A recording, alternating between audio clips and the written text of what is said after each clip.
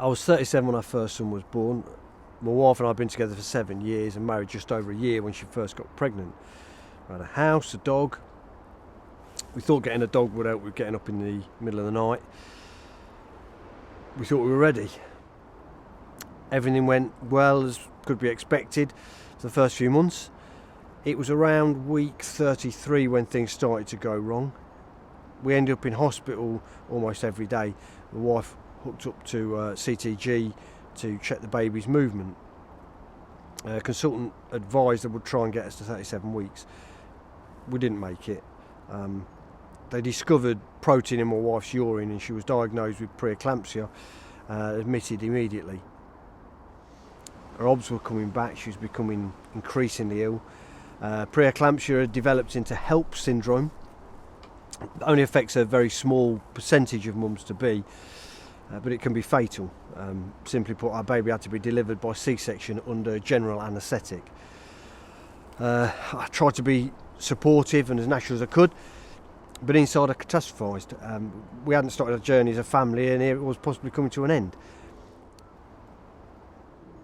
My wife was holding it together. She was, despite her birth plan going out the window, she was magnificent. Before we knew it, my wife was taken to theatre and we had about 5 minutes together before surgery. It comes to this day, I can't remember what we talked about, but I can remember kissing her and telling her I loved her. The next 40 minutes etched in my brain as the most traumatic experience of my life. Standing in the hospital corridor, eyes fixed on the entrance of the theatre, waiting for what was an eternity until what was relative calm turned into silent chaos.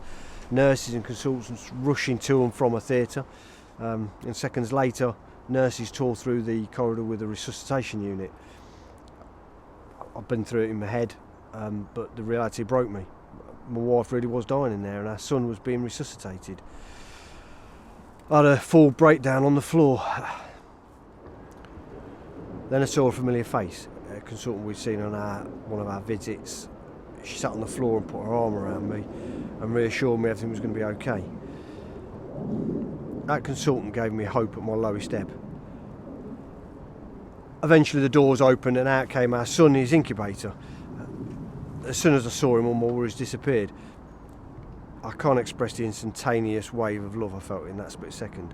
And in what was a heartbeat, I was in a room with my son resting on my chest. His first skin to skin should have been with my wife, but it was me and him. That first bonding experience was the foundation for our relationship. And everything should have been golden from there, but it wasn't. Nothing should have come close to the trauma we'd been through. But it's funny what you forget when you're immediately presented with the reality of parenting. First few weeks on the ICU ward, his first weeks at home, first couple of years, everything was a challenge. Especially when it came to the crying, the constant, relentless crying. He had reflux, intolerances, constipation, almost everything caused him to cry, a lot. Parents expect crying, but I honestly think they're not prepared for the amount and how much it can affect you. No matter how we tried to comfort him, no matter how many tricks and hacks we tried, it was relentless. The screams tear into your soul and you're helpless. You have this need to comfort the baby you love so much, but when you can't, it makes you feel worthless. I remember times of absolute despair and losing my mind, trying to bounce, rock and soothe, but frustration in every bounce. A frustration that made me itch with an overwhelming feeling to hold him so tightly, to scream and release every frustration to make him stop. Rational thought exits your body, but I could never release it. I felt like a husk, and I really did begin to hate him.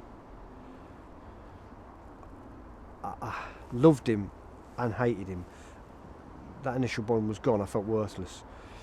I wasn't the dad I dreamt of being. I wasn't the dad everyone expects a dad to be. I didn't want to look after him. I did it because that's what I was supposed to do. This wasn't just a few months. This lasted 2 years. There's this entrenched view that all babies cry and you need to suck it up and get on with it. That's not helpful in any shape or form. And when I did share I was feeling with my wife, how I hated our own son, how I couldn't bond, the sheer disappointment in her face, she couldn't comprehend I could feel that way.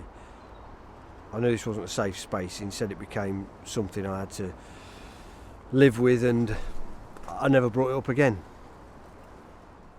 The internal pressure exacerbated my stress and depression, compounded by my wife becoming pregnant with her second child. I would feel absolute shame. Shame that I was letting her down, shame that I was failing our son because I couldn't cope with something that is a everyday parenting experience. I've been on antidepressants ever since. They help, but there are things that still haven't healed between my wife and I. My son, though, we're all good now. Do we need support? Yes. Do we need to be better for each other and our son? Absolutely.